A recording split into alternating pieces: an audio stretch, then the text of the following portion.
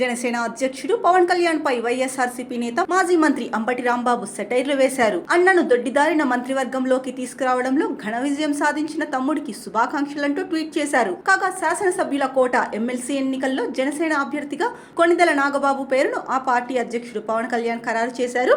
ఈ మేరకు జనసేన పార్టీ కేంద్ర కార్యాలయం ఒక ప్రకటన విడుదల చేసింది. నాగబాబు జనసేన రాష్ట్ర ప్రధాన కార్యదర్శిగా పార్టీకి సేవలందిస్తున్నారు.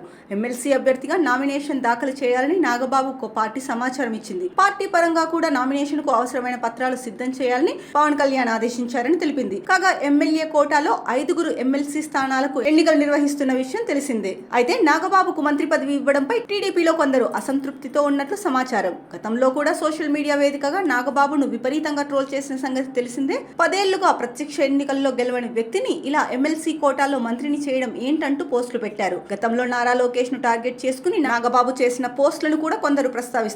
ఆ పోస్టుల వెనుక మంత్రి నారా లోకేష్ ఉన్నాడనే చర్చ కూడా నడిచింది. 2024 ఎన్నికల కోసం టీడీపీ, జనసేన, బీజేపీ పొత్తుగా వెళ్లాయి. ఆ టైంలో అనకాపల్లి ఎంపీ పోటీ కోసం నాగబాబు తెర వెనుక ప్రయత్నాలు చేసినప్పటికీ పొత్తు అడ్డం వచ్చింది. అసెంబ్లీ సీటు కోసం ప్రయత్నించినా అది కుదరలేదు. ఏపీ ఎన్నికల ఫలితాలు వెలువడి ఒక్కరోజు గడవక ముందే టీటీడీ బోర్డు చైర్మన్ పదవి మెగా బ్రదర్ కే అంటూ ఓ ప్రచారం నడిచింది. కానీ చంద్రబాబు దాన్ని కూడా లాగేసుకున్నారు.